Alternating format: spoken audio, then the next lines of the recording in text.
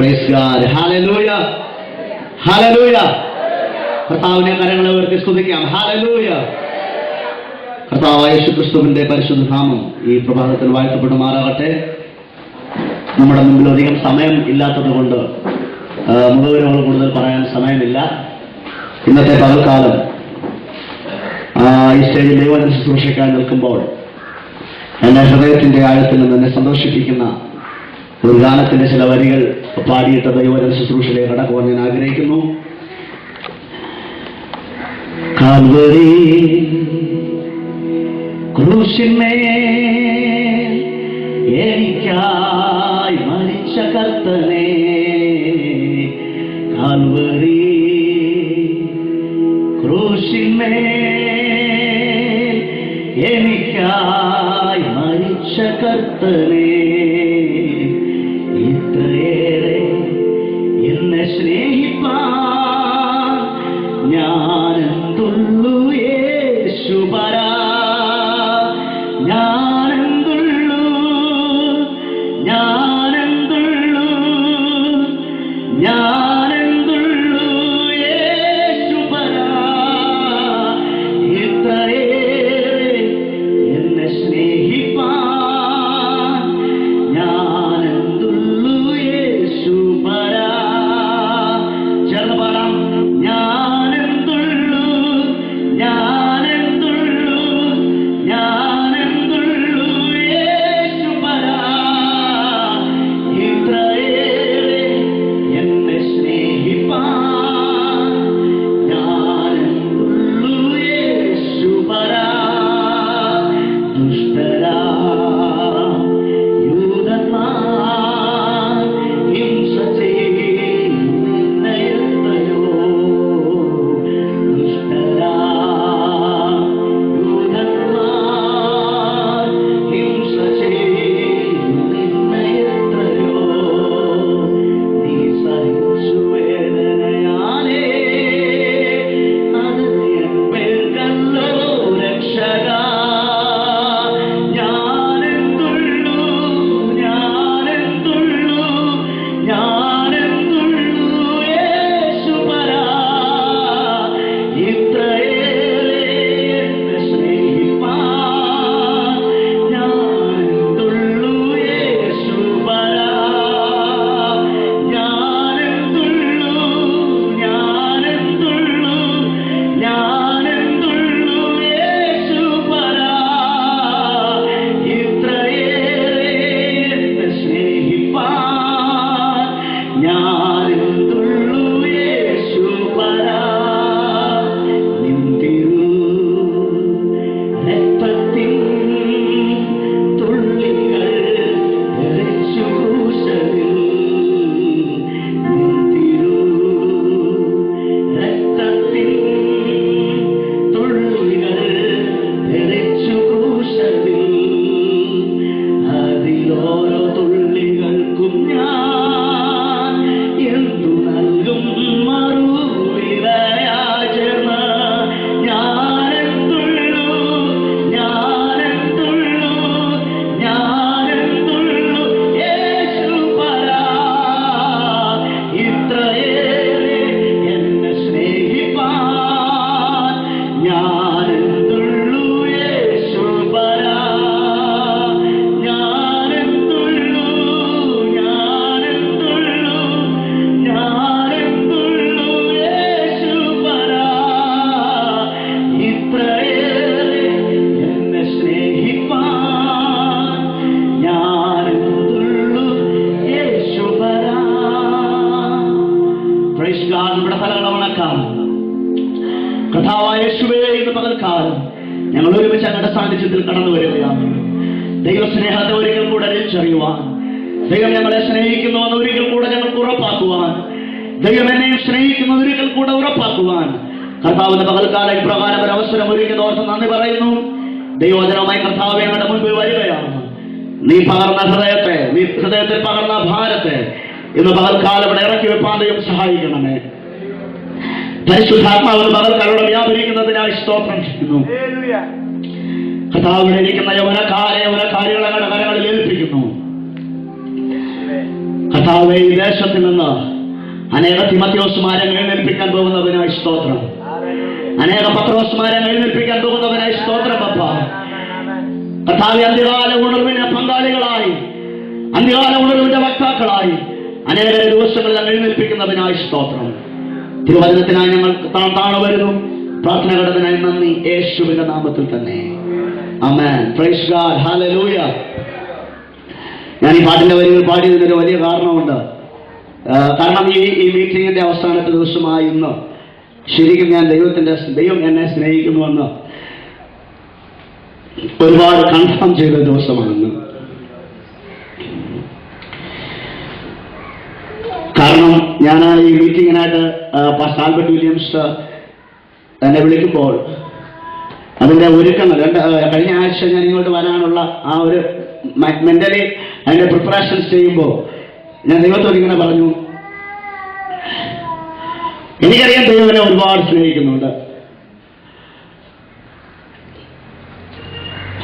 കർത്താവേ, if you love me, give me a chance to preach this meeting in the final session. ഈ മീറ്റിംഗിന്റെ അവസാനത്തെ സെഷനിൽ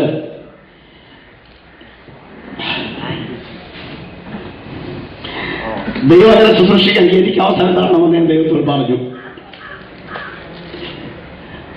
ദൈവം exactly ചെയ്യുകയായിരുന്നു. ദൈവത്തെ നന്ദിയോടെ സ്തുതിക്കും. ദൈവം നമ്മെ ഓരോരുത്തരെയും സ്നേഹിക്കുകയാണ്. പ്രിയമുള്ളവരെ, കഴിഞ്ഞ ദിവസം നാം കേട്ടതുപോലെ സ്നേഹത്തെ അനുഭവിക്കാൻ കഴിയും, പക്ഷേ അതിനൊരിക്കലും നമുക്ക് വർണ്ണിക്കാനും ശരിയായി പൂർണ്ണമായി ഒരിക്കലും മനസ്സിലാക്കാനും പറ്റത്തില്ല. അതാണ് ദൈവത്തിന്റെ സ്നേഹം. ഹല്ലേലൂയ. ലീന ബോറ വരാതിരുന്നത് കൊണ്ടായിരിക്കാം എനിക്കിവിടെ പ്രസംഗിക്കാൻ ചാൻസ് ലഭിച്ചത്. പക്ഷേ ലീന ബോറ വരുത്താത്തത് എന്നെ കർത്താവ് സ്നേഹിച്ചത് കൊണ്ടാണ്. Price God. Hallelujah. My God. ഉണ്ടായിരിക്കുന്ന എല്ലാ ശുശ്രൂഷ പിതാക്കന്മാർക്കായി ഞാൻ കർത്താവിനെ സ്തുതിക്കുന്നു. ഞങ്ങളെ ബഹുമാനിക്കുകയും സ്നേഹിക്കുകയും ചെയ്യുന്ന കണ്ണമാലിയിലെ പ്രിയപ്പെട്ട ആൽബിയ ബച്ചൻ, അതുപോലെ തന്നെ ബീച്ച് റോഡിനകത്ത് ശുശ്രൂഷിക്കുന്ന പാസ്റ്റർ പി ബാബു, അതുപോലെ പാസ്റ്റർ കെ ജോയി, കഴിഞ്ഞ ദിവസങ്ങളിൽ ശുശ്രൂഷിച്ച കർത്താവിന്റെ ദാസന്മാർ, ശ്രേഷ്ഠ ദേവദാസന്മാർ, എനിക്ക് മുമ്പിലത്തെ ദിവസങ്ങൾ ഇവിടെ ക്ലാസ് നടത്തിയ എൻ്റെ പ്രിയ സ്നേഹിതനായിരിക്കുന്നത് ജെമി, അതുപോലെ ഈ 3 ദിവസം കൊണ്ട് എനിക്കിവിടെ ഒരു നല്ല സുഹൃത്തിനെയും ഒരു പുതിയ സഹോദരനെയും കിട്ടി, അരുൺ ജോസഫ്. അദ്ദേഹത്തെ ഞാൻ കർത്താവിനെ വളരെയധികം നന്ദിയോടെ സ്തുതിക്കുന്നു. മാത്രമല്ല, ഇതിനേക്കാൾ ഉപരി ഇത്ര കുറെ വർഷങ്ങളായി ഞാൻ ഈ ആലുവയിലോട്ടും എറണാകുളത്തോട്ടും പല ശുശ്രൂഷകൾക്കായിട്ട് പരിഭാഷകൾക്കായിട്ട് വന്നുകൊണ്ടിരിക്കുകയാണ്. ഈ കാലയളവിലെല്ലാം വളരെ ഡീപ്പായ, വളരെ അടുത്ത സുഹൃത്ത് ബന്ധങ്ങൾ എനിക്കിവിടെ നിന്ന് ലഭിക്കാനിടയായിത്തീർന്നു. ബ്രദർ ഷീബിൻ, ടോണി, സുധി, അതുപോലെ വിജിൻ, ഇവരെല്ലാവരും എൻ്റെ ഏറ്റവും നല്ല സുഹൃത്തുക്കളാണ്, എൻ്റെ നല്ല ക്രിസ്തീയ സഹോദരന്മാരാണ്. ഇവരെല്ലാവരെയും ഓർത്ത് നന്ദിയോടെ സ്തുതിക്കുന്ന, എന്നെ സ്നേഹിക്കുന്ന, എന്നെ ബഹുമാനിക്കുന്ന, എന്നെ വളരെ ആദരിക്കുന്ന അനേക ദൈവദാസന്മാർ, ആന്റിമാര്, സഹോദരിമാരെല്ലാം ഇവിടെയുണ്ട്. അവരെല്ലാവരെയും ഓർത്ത് ഞാൻ കർത്താവിനെ സ്തുതിക്കുന്നു.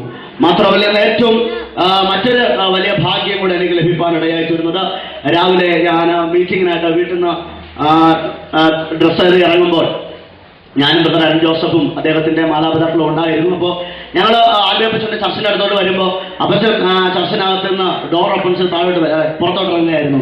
അപ്പോൾ അരുൺ ബ്രദർ പറഞ്ഞു, എന്തായാലും നമുക്ക് ഒരുമിച്ച് ഒന്ന് പ്രയർ ചെയ്തിട്ട് പോകാമെന്ന് പറഞ്ഞു. അങ്ങനെ അകത്തെ കാര്യം പ്രയർ ചെയ്യാൻ ഇരുന്നപ്പോൾ പ്രയർ കഴിഞ്ഞ ശേഷം ആൽബിയപ്പച്ചൻ എന്റെയും അതുപോലെ അരുൺ ബ്രദറിന്റെയും തലയിൽ കൈവച്ച് ഞങ്ങളെ ശുശ്രൂഷയ്ക്കായി അനുഗ്രഹിച്ച് അയപ്പാനിടയായിത്തീർന്നു. അത് എന്റെ ജീവിതത്തിലെ വലിയൊരു ഭാഗ്യമായിട്ടൊന്ന് പകൽക്കാലം ഞാൻ കാണുകയാണ്. Praise God. ദൈവത്തെ നന്ദിയോടെ സ്തുതിക്കാം. നമ്മുടെ മുമ്പിൽ സമയം ഒരുപാടില്ലല്ലോ. ഞാൻ ആൽബർട്ട് വില്യംസ് പാസ്റ്ററിനോട് പറഞ്ഞു 1 മണിക്കൂർ കൊണ്ടത് തീർക്കണം. പക്ഷേ ഞാൻ എൻ്റെ മെസ്സേജ് കുറിപ്പ് ശിവൻ ചോദിക്കുകയാണ്, ഇത് 2 മണിക്കൂർ ഉണ്ടെങ്കിലും തീർക്കാൻ പറ്റുമോ എന്ന്. എനിക്കറിയത്തില്ല. 2 മണിക്കൂർ കൊണ്ടും തീർക്കാൻ പറ്റാത്തൊരു മെസ്സേജാണ് കർത്താവ് കഴിഞ്ഞ 1.5 മാസത്തിന് മുമ്പ് ദൈവം ഒരുക്കി തന്നൊരു മെസ്സേജാണ്. പക്ഷേ ഇവിടെ വന്നിരുന്ന ശേഷവും ദൈവം പിന്നെയും ആ മെസ്സേജിൽ നിന്ന് എന്നോട് സംസാരിച്ചു കൊണ്ടിരിക്കുകയാണ്. അതുകൊണ്ട് ഞാൻ കർത്താവിനെ നന്ദിയോടെ സ്തുതിക്കുന്നു. കഴിയുന്നിടത്തോളം വെട്ടിച്ചുരുക്കി ചവിട്ടി ഇറക്കിയൊക്കെ പ്രസംഗിക്കാൻ ശ്രമിക്കും. എങ്കിലും ദൈവം അവന്റെ ഹൃദയത്തിൽ നൽകിയത് അതങ്ങനെ തന്നെ പകരണമെന്ന് എനിക്ക് ആഗ്രഹമുണ്ട്. ദേവദാസന്മാരുടെ, ശ്രേഷ്ഠ കർത്തദാസന്മാരുടെ, സഹോദരന്മാരുടെ പ്രാർത്ഥന എനിക്ക് ആവശ്യമാണ്. എനിക്ക് തൊട്ട് മുമ്പ് ദൈവത്തിനെ ശുശ്രൂഷിച്ച പ്രിയ സഹോദരിയോട് ഞാൻ കർത്താവിനെ നന്ദിയോടെ സ്തുതിക്കുന്നു. അവരെ ഇട്ടുവിട്ട് പോയ അടിസ്ഥാനത്തിന്റെ പുറത്താണ് ഞാൻ പണിയാൻ പോകുന്നത്. Hallelujah, praise God. ആമേൻ. ഇന്ന് പകൽക്കാലം ഞാൻ ദൈവവചന ശുശ്രൂഷയ്ക്കായിട്ട് ഉദ്ദേശിക്കുന്ന മെസ്സേജിന്റെ തലക്കെട്ടെന്ന് പറയുന്നത്, അതിന്റെ ശരിയായ മലയാള പരിഭാഷ എന്താണെന്ന് എനിക്ക് പറയാൻ ശരിക്കും പറ്റത്തില്ല. കാരണം ഞാനിവിടെ വന്നതിന് ശേഷം നമ്മുടെ ഒന്ന് രണ്ട് സഹോദരന്മാർ അവിടെ ചോദിച്ചു അതിന്റെ ശരിയായ മലയാള പദം എന്താണ്. ആർക്കും തന്നെ എക്സാക്ട്ലി ഒരു മലയാള പദം അതിന് പറയാൻ കഴിഞ്ഞില്ല. എനിക്കും അറിയത്തില്ല. എങ്കിലും അതിന്റെ തലക്കെട്ടിന് ഇംഗ്ലീഷിലാണ് കൊടുത്തിരിക്കുന്നത്, ഐ ആം ഓൺ ഡ്യൂട്ടി. എത്ര പേർക്ക് മനസ്സിലായി? I am on duty. ആ തലക്കെട്ടിന്റെ കീഴിലാണെന്ന് പകൽക്കാലം ദൈവവചന ശുശ്രൂഷിക്കുവാൻ ഞാൻ ആഗ്രഹിക്കുന്നത്. ആമേൻ. ദൈവവചന ശുശ്രൂഷയ്ക്കായിട്ട് ആമേൻ നമുക്ക് എല്ലാവർക്കും എഴുന്നേറ്റെന്ന് ഒരുമിച്ച് ഈ വേദഭാഗത്ത് വായിക്കാം. 2 ശമൂവേലിന്റെ പുസ്തകം. ദയവായി എന്നോട് ചേർന്ന് എഴുന്നേൽക്ക് നിൽക്കുക. ദൈവവചനം വായിച്ച് ആമേൻ നമുക്ക് കർത്താവിനെ മഹത്വപ്പെടുത്താം. 2 ശമൂവേലിന്റെ പുസ്തകം 11-ാം അധ്യായം.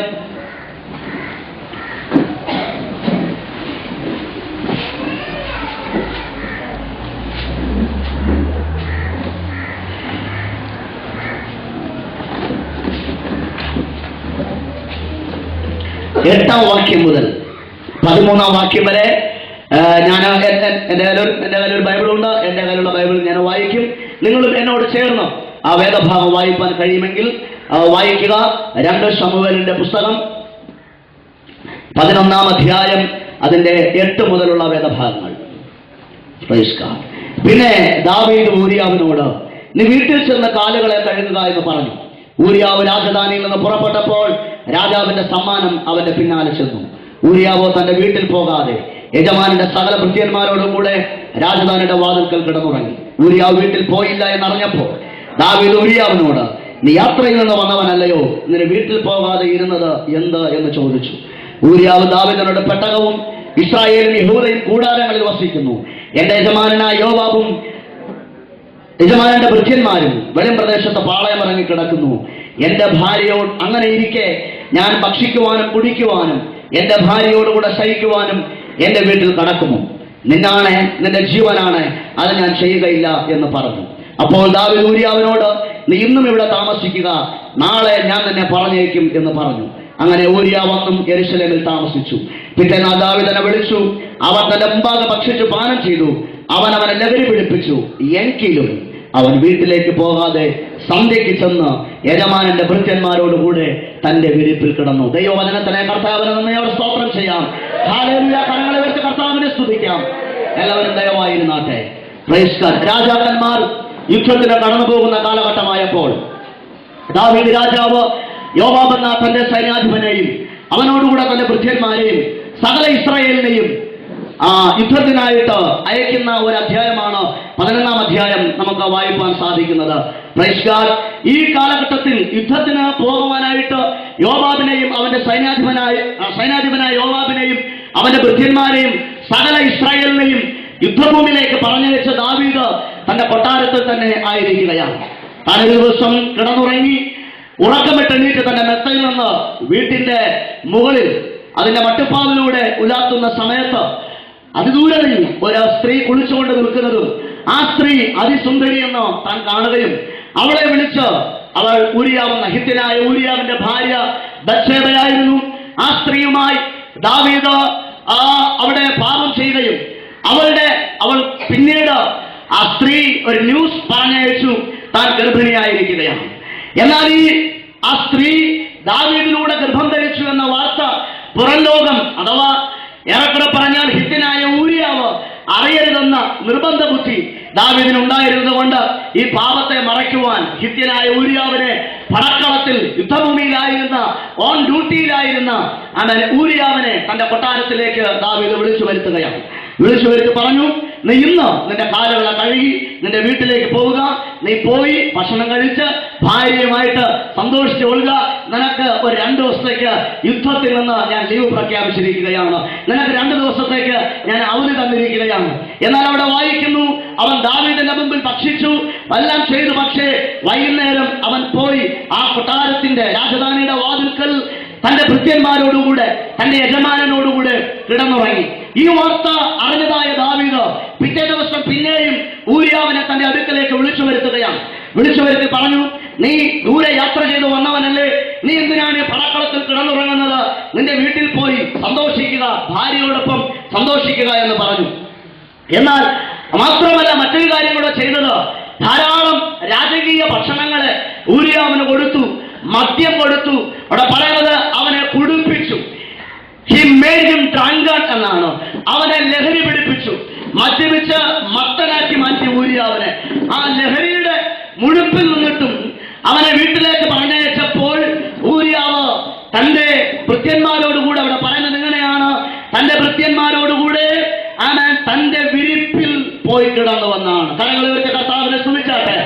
ഊരിയാവ് എന്ന മനുഷ്യൻ ഇവിടെ കാണിക്കുന്നത് വളരെ ഡ്യൂട്ടിഫുള്ളായ, അവൻ കർത്തവ്യനിരതനായ, അവൻ പടക്കളത്തിൽ യുദ്ധത്തിന് പോയിരിക്കുമ്പോൾ തന്റെ സുഖങ്ങളെ അന്വേഷിക്കാതെ തന്റെ ഭാര്യയോടൊപ്പം സുഖിക്കുവാൻ, തന്റെ വീട്ടിൽ പോയി മക്കളോടൊപ്പം ഒരു അവധി ദിവസം എൻജോയ് ചെയ്യുവാൻ താല്പര്യപ്പെടാതെ അവൻ പടക്കളത്തിൽ കിടന്നുറങ്ങുന്ന, വെളിമ്പ്രദേശത്ത് കിടന്നുറങ്ങുന്ന ദൈവത്തിന്റെ ഭൃത്യന്മാരായ യോവാബിനെയും തന്നോടുകൂടെയുള്ള ആ സകല ഇസ്രായേലിനെയും, മാത്രമല്ല എല്ലാറ്റിലും ഉപരി വെളിമ്പ്രദേശത്ത് കിടക്കുന്ന ദൈവത്തിന്റെ യഹോവയുടെ പെട്ടകത്തെയും കുറിച്ചുള്ള ദർശനം, ആ പെട്ടകത്തെ കുറിച്ചുള്ള ഭാരം ഹൃദയത്തിൽ ഉണ്ടായിരുന്ന ഒരു മനുഷ്യനെയാണ് ഊരിയാവിന്റെ ചിത്രത്തിലൂടെ നമുക്ക് കാണുവാൻ സാധിക്കുന്നത്. ഇവിടെ ആദ്യം നമ്മൾ 11-ാം അധ്യായം അതിന്റെ 1-ാം വാക്യത്തിൽ വായിക്കുന്ന ഒരു കാര്യമുണ്ട്. Then it happened in the spring at the time when kings go out to battle.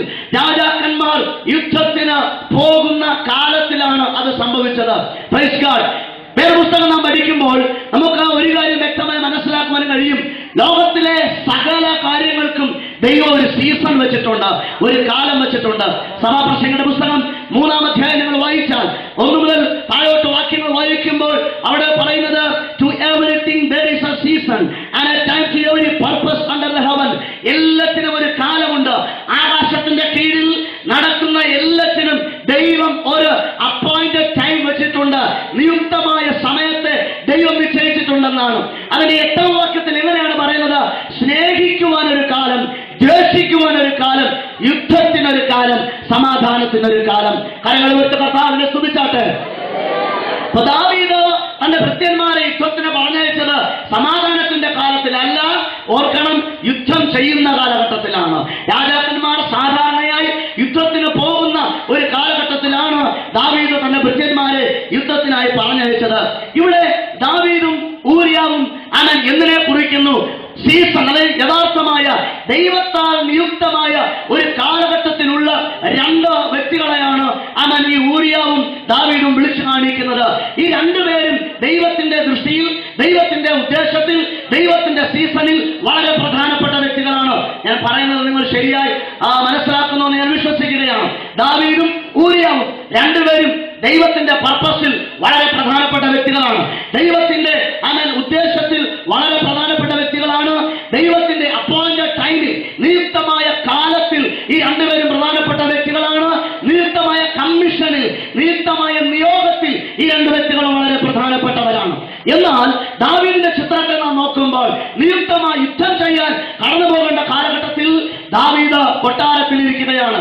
പക്ഷേ ഊരിയാവ് യുദ്ധം ചെയ്യേണ്ട കാലഘട്ടത്തിൽ വീട്ടിൽ പോയി ഭാര്യയുമായി മക്കളുമായി സന്തോഷിക്കേണ്ട സമയം, അവസരം ലഭിച്ചിട്ടും അതിന് തയ്യാറാകാതെ വെളിമ്പ്രദേശത്ത് യുദ്ധഭൂമിയിലായിരിക്കുന്ന, സുവിശേഷാമൻ പോരാട്ടത്തിലായിരിക്കുന്ന തന്റെ യജമാനനായ യോവാബിനോടും തന്റെ കൂടെയുള്ള ഭൃത്യന്മാരോടും അവർക്ക് തുണയായി നിൽക്കുന്ന ദൈവത്തിന്റെ പെട്ടകത്തോടും ഒപ്പം വെളിമ്പ്രദേശത്ത് ഉറങ്ങിക്കിടക്കുവാൻ, വെളിമ്പ്രദേശത്ത് കിടന്നുറങ്ങുവാൻ, കാറ്റും മഴയുമേൽക്കുവാൻ, മഞ്ഞും ചൂടുമേൽക്കുവാൻ തയ്യാറായ ഒരു ഡ്യൂട്ടിഫുള്ളായ, കർത്തവ്യം നിരതനായ ഒരു യോദ്ധാവിനെയാണ് ഊരിയാവിന്റെ ചിത്രം നമുക്ക് മുമ്പിൽ വരച്ചു കാണിക്കുന്നത്. Praise God. Hallelujah. ദൈവം നിയോഗിച്ചേൽപ്പിച്ച സമയത്തിൽ, ദൈവം നിയോഗിച്ചേൽപ്പിച്ചതുപോലെ ചെയ്യുവാൻ മനസ്സുള്ള, നേരത്തെ നാം കേട്ടതുപോലെ ദർശനം തിരിച്ചറിഞ്ഞിട്ട് ആ ദർശനത്തിൽ നിന്ന് ഒരു കടുകുമണി പോലും വ്യതിചലിക്കാത്ത ഒരു മനുഷ്യന്റെ ചിത്രമാണ് ഊരിയാവിലൂടെ നമുക്ക് കാണുവാൻ കഴിയുന്നത്. Praise God. ഏകദേശം 538 BC 538 ഒരു വളരെ പ്രസിദ്ധമായ ഒരു പ്രഖ്യാപനമുണ്ടായി. ബാബേൽ സാമ്രാജ്യത്തിന്റെ അധിപനായിരുന്ന കോരശ് ഒരു വലിയ പ്രഖ്യാപനം പ്രഖ്യാപിച്ചു. എന്താണ് പ്രഖ്യാപനം? അവിടെ ബാബേലിൽ പ്രവാസികളായിരിക്കുന്ന യഹൂദന്മാരെ യെരുശലേമിലേക്ക് അവരെ തിരിച്ചയച്ചു. എന്തിനു വേണ്ടി? യെരുശലേമിൽ തകർന്നു കിടക്കുന്ന യഹോവയായ ദൈവത്തെ കോരശ് ഒരു വിളംബരം പ്രഖ്യാപിക്കുകയും ഏകദേശം 50,000-ഓളം യഹൂദന്മാർ, സെരുബ്ബാബേലടക്കം യോശുവ എന്ന മഹാപുരോഹിതനടക്കമുള്ള 50,000-ഓളം യഹൂദന്മാർ ബാബേലിൽ നിന്ന് യെരൂശലേമിലേക്ക് കടന്നു വന്നു. അവര് വന്ന് ദൈവത്തിന്റെ ആലയത്തിന്റെ പണി തുടങ്ങി. പക്ഷേ പണി തുടങ്ങിയപ്പോൾ ഒരുപാട് എതിർപ്പുകൾ ഉണ്ടായി. അയൽ രാജ്യക്കാര്, അതിനകത്തുള്ളതായ മറ്റനേക ജാതികൾ ദൈവാലയത്തിന്റെ പണിക്കെതിരെ എതിർപ്പും പ്രശ്നങ്ങളും ഉണ്ടാക്കി. എതിർപ്പുണ്ടായപ്പോൾ ഇവരുടെ പണിയുടെ വേഗത കുറയാൻ തുടങ്ങി. വേഗത കുറഞ്ഞു വന്ന് പണി അപ്പാടെ അവർ ഉപേക്ഷിച്ചു. 16 വർഷങ്ങൾക്ക് ശേഷം ദൈവം ഹഗ്ഗായി പ്രവാചകനെ എഴുന്നേൽപ്പിച്ചു. ഹഗ്ഗായി പ്രവാചകനെ എഴുന്നേൽപ്പിച്ച് ആ പ്രവാചകനിലൂടെ ദൈവത്തിന്റെ അരുളപ്പാടുണ്ടായി. ഇങ്ങനെയാണ് ഉണ്ടായത്. ഹഗ്ഗായി പ്രവാചകന്റെ പുസ്തകം 1-ാം അധ്യായം അതിന്റെ 2-ാം വാക്യം, Thus speaketh the Lord of hosts, saying, This people said, the time is not come, the time that the Lord's house should be built.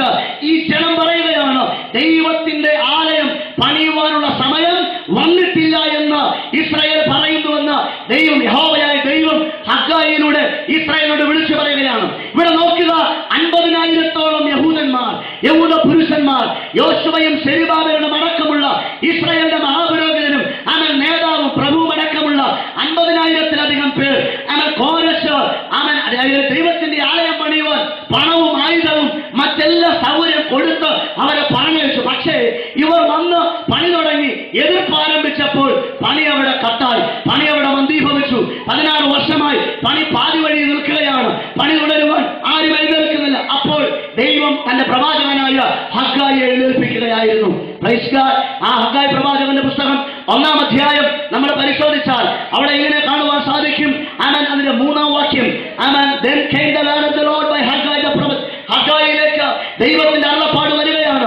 അവൻ എങ്ങനെ ചോദിച്ചു, എന്റെ ആലയം ശൂന്യമായി കിടക്കെ നിങ്ങൾ തട്ടിട്ട വീടുകളിൽ പാർപ്പാൻ കാലമായോ? Praise God. ഇന്ന് പകൽക്കാലം ആ ചോദ്യം ചോദിച്ചത് ഇസ്രായേലിലെ ലോക്കൽ ജനങ്ങളോടല്ല, സാധാരണ ആളുകളോടല്ല, ഇസ്രായേലിന്റെ പ്രഭുക്കന്മാരോട്, ഇസ്രായേലിന്റെ പുരോഹിതന്മാരോട്, ഇസ്രായേലിന്റെ നേതാക്കന്മാരോടാണ് ദൈവം ഹഗ്ഗായി പ്രവാചകനിലൂടെ ആ മഹത്തായ ചോദ്യം ചോദിക്കുന്നത്. എന്റെ ആലയം ശൂന്യമായി കിടക്കെ നിങ്ങൾ തട്ടിട്ട വീടുകളിൽ പാർപ്പാൻ ഇത് കാലമായോ? Praise God. Hallelujah, hallelujah. അതിനുശേഷം 6-ാം വാക്യം മുതൽ 11-ാം വാക്യം വരെ വായിക്കുമ്പോൾ ദൈവത്തിന്റെ ആലയം പണിയുവാൻ സമയമായിട്ടില്ല എന്ന് പറയുന്ന ഇസ്രായേലിനോടുള്ള ദൈവത്തിന്റെ ന്യായവിധിയുടെ വാക്കുകളാണ് പിന്നീട് അതിനുശേഷം വരുന്നത്. ആരെങ്കിലും ഉണ്ടെങ്കിൽ ദയവായി മലയാളത്തിൽ മൈക്കോശ വായിച്ച് കേൾപ്പിക്കാവുന്നതാണ്. 6-ാം വാക്യം മുതൽ അതിന്റെ 11-ാം വാക്യം വരെ വായിക്കുമ്പോൾ കർത്താവ് പറയുകയാണ്, നിങ്ങൾ ധാരാളം വിതച്ചു, പക്ഷെ എത്രയേ കിട്ടിയുള്ളൂ? അല്പമേ കിട്ടിയുള്ളൂ. അടുത്തെന്താ പറയുന്നത്? നിങ്ങൾ ഭക്ഷിച്ചു, പക്ഷേ തൃപ്തി വരുന്നില്ല, പൂർത്തി വരുന്നില്ല. നിങ്ങൾ കുടിച്ചു, പക്ഷെ എന്ത് ചെയ്യുന്നില്ല? തൃപ്തി വരുന്നില്ല. നിങ്ങൾ വസ്ത്രം ധരിച്ചു, പക്ഷേ ചൂടാറുന്നില്ല. എന്ന് വെച്ചാൽ വസ്ത്രം ധരിച്ചിട്ടും കുളിര് മാറുന്നില്ല. അടുത്ത കാര്യം എന്താ പറയുന്നത്? കൂലിക്കാരൻ ഓട്ടസഞ്ചിയിൽ ഇടുവാൻ കൂലി വാങ്ങുന്നു. എന്തുകൊണ്ടാണ് ഇത് സംഭവിക്കുന്നത്? ദൈവത്തിന്റെ ആലയം ശൂന്യമായി കിടക്കെ, ദൈവത്തിന്റെ വേല ശൂന്യമായി കിടക്കുമ്പോൾ, ദൈവത്തിന്റെ രാജ്യം പണിയപ്പെടാതിരിക്കുമ്പോൾ, ദൈവാലയത്തിന്റെ പണി പാതി വഴിയിൽ നിന്നിരിക്കുമ്പോൾ ഇവർ പറയുകയാണ്, it is not the time to build the house of the lord. ഇത് ദൈവത്തിന്റെ ആലയം പണിയേണ്ട സമയമല്ല. കുറെ കൂടെ മുൻപോട്ട് പോകട്ടെ, കുറെ വർഷം കൂടെ കഴിയട്ടെ, എന്നിട്ട് പതിയെ നമുക്ക് എന്ത് ചെയ്യാം? ദൈവത്തിന്റെ ആലയം പണിയാം. ശൂന്യമായി കിടക്കുന്ന ആലയം, പാതി വഴിയിൽ പണി നിർത്തിയിട്ടിരിക്കുന്ന ആലയത്തിന്റെ പണി അവിടെ കിടന്നോട്ടെ. അതുകൊണ്ട് കർത്താവ് ചോദിക്കുകയാണ്, എന്റെ ആലയം ഇപ്പോൾ ശൂന്യമായി കിടക്കുന്നു, നിങ്ങൾ തട്ടിട്ട വീടുകളിൽ പാർപ്പാൻ ഇത് കാലമായോ? Praise God. 7-ാം വാക്യം പറയുന്നു, കൺസിഡർ ഓൾവേസ്, നിങ്ങളുടെ വഴികളെ വിചാരിച്ചു നോക്കുവിൻ. അപ്പൊ ദൈവത്തിന്റെ ആലയത്തെ പണിയുവാൻ, അത് ചുരുക്കത്തിൽ പറഞ്ഞാൽ സുവിശേഷ വേല ചെയ്യുവാനുള്ള സമയം ഇപ്പോൾ വന്നിട്ടില്ല. കർത്താവിന്റെ വേലക്കായി ഇറങ്ങേണ്ട സമയം ഇപ്പോൾ വന്നിട്ടില്ല. ദൈവം എനിക്ക് തന്ന ദർശനത്തിന് വേണ്ടി അവൻ ജീവൻ കൊടുക്കേണ്ട സമയം, ഇറങ്ങി പുറപ്പെടേണ്ട സമയം ഇപ്പോൾ വന്നിട്ടില്ല. ഇനിയും കുറെ കൂടെ കഴിയട്ടെ, ഇനി ഒരു 5-8 വർഷം കഴിയട്ടെ, അല്ലെങ്കിൽ ഒരു 10 വർഷം കഴിയട്ടെ, ഒരു 30 വയസ്സാകട്ടെ, അല്ലെങ്കിൽ ഒരു 35 ആകട്ടെ. ചിലർ പറയും, ആ കല്യാണമോ കഴിഞ്ഞ മക്കളൊക്കെ ആയി ഒരു 50-55 വയസ്സായിട്ട് നമുക്ക് സുവിശേഷ വേല ചെയ്യാം. ഇപ്പൊ സമയം മുൻപോട്ട് പോകട്ടെ, ഇപ്പോഴവനുള്ള സമയം വന്നിട്ടില്ല എന്ന് പറയുന്ന ഈ വിരുദ്ധന്മാരോട് യഹോവയായ ദൈവം ചോദിക്കുകയാണ്, നിങ്ങളുടെ വഴികളെ ഒന്ന് വിചാരിച്ചു നോക്കുവിൻ. നിങ്ങൾ ഇനി എന്താ ചെയ്യേണ്ടത്? ദൈവത്തിന് പ്രസാദമാകണമെങ്കിൽ, ദൈവം നിങ്ങളോട് പ്രസാദിക്കണമെങ്കിൽ, go up to the mountain, മലയിലേക്ക് നിങ്ങൾ കടന്നു പോകണം. അവിടെ നിന്ന്